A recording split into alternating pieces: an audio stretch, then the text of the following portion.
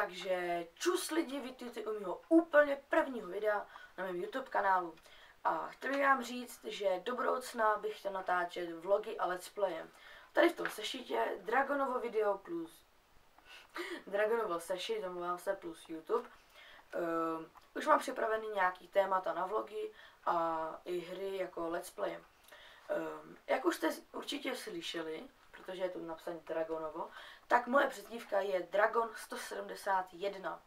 A budu se snažit, abych vydával videa co nejčastěji, aby vás to bavilo, a budu hrozně rád za každý like, koment a odběr.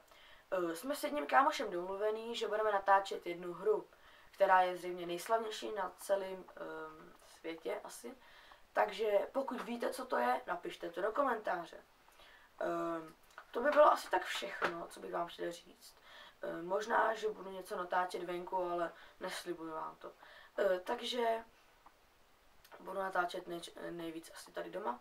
A u příštího videa se mějte. Čau.